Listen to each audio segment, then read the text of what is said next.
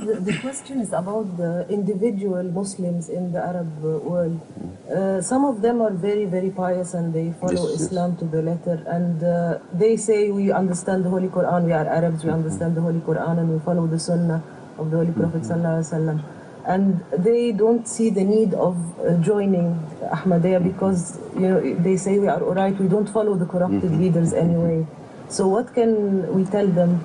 You see, we can only point out to them that Hazrat Muhammad Rasulullah sallallahu alaihi wasallam knew better than them, because what he knew he learned from God.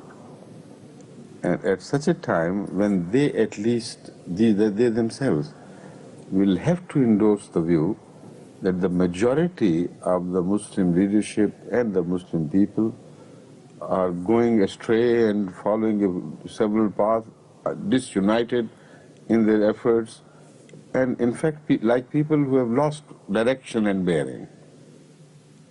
If they do not agree, then they are not the Sulaha you are talking about, because no righteous person can deny that. Now the solution to this problem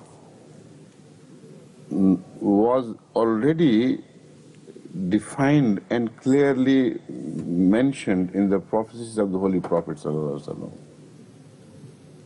And the solution was not that you continue to do whatever you like, if you are good it's okay. The solution was that God will send someone, raise an Imam, al-Imam al-Mahdi. And when you hear him, when you know that he has come, then even if you have to go on your knees across glaciers, reach him, فَبَايِعُوهُ, and get initiated at his hands. Now, even if this hadith was not there, the common sense would require that if a leader is raised by God himself, and such a leader is predicted by God, who would be the sane man who would reject him? And if he rejects him, will he remain to be the same pious person which he thinks he is? To save their own individual piety in the rating of God, they must turn with submission, because the very first thing which makes a person pious is submission. Otherwise, the apparent acts of good deeds, saying prayer, does not mean if there is without submission.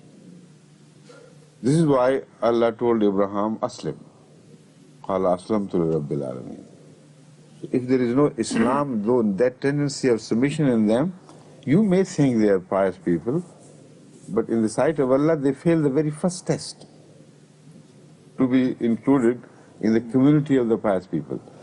So it is for them only to inquire from you the proofs and the evidence in favor of the Imam which has come or not. If they find there is not enough proof, or the proof to the counter, and burning the Ahmadiyyat, they discover that this is a false thing, there is nothing in it, then of course they can continue their own individual life. They have no choice. But if a voice is raised, no pious man can ignore that altogether and say, I am above this. The moment he says, I am above that, he joins a different type of group of people who are mentioned in the Holy Quran. السؤال يتعلق بأن بعض المسلمين الصالحين يقولون نحن نؤدي فرائضنا ونفهم الإسلام ونتعبد كما يريدنا الله سبحانه وتعالى، ولا نتبع القادة الفاسدين، ونطيع الله قدر استطاعتنا، فما حاجتنا إلى أن ندخل في جماعة كالجماعة الأحمدية مثلا. ويجيب أمير المؤمنين على هذا السؤال فيقول إنهم لا يعرفون الإسلام كما يعرفه النبي صلى الله عليه وسلم. محمد صلى الله عليه وسلم هو الذي أخبرنا أنه عندما يكون هناك فساد في الأرض وعندما تسوء حال المسلمين، هذا الشخص سماه المسيح الموعود أو سماه الإمام المهدي.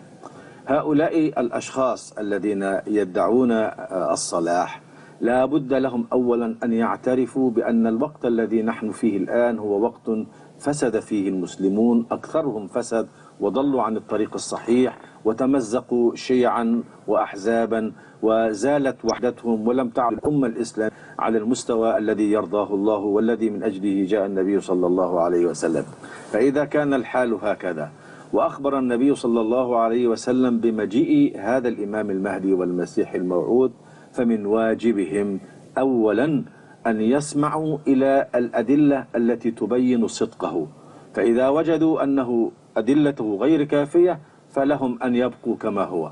أما إذا استمعوا إلى ندائه وإلى قوله فوجدوه صحيحا ووجهه يتفق مع ما أمر به الله سبحانه وتعالى وجاء به النبي صلى الله عليه وسلم، فلا بد لهم أن يطيعوه. النبي صلى الله عليه وسلم قال: إذا جاء هذا الإمام المهدي فاعرفوه، فإذا عرفتموه فبايعوه ولو حبوا على الثلج. فواجبنا أولا أن نتعرف عليه، فإذا تعرفنا عليه فيجب أن نبايعه ولو كان في هذا صعوبة شديدة مثل الحبو على الثلج. حتى لو كان هذا الحديث غير موجود، لو أخبرنا الله سبحانه وتعالى أنه سيرسل شخصا لقيادة الأمة، فماذا يكون موقف المؤمنين الصالحين؟ لا بد أن يكون موقفهم هو الالتفاف حوله ومؤازرته. هذا هو معنى الإسلام. هذه العبادات لا تدل على معنى الإسلام إلا إذا كانت فيها الاستسلام لأمر الله والرضوخ لمشيئته. هذا ما قاله الله سبحانه وتعالى لسيدنا إبراهيم إذ قال له أسلم، قال أسلمت لرب العالمين إني أطيعك يا ربي في كل ما تأمر به.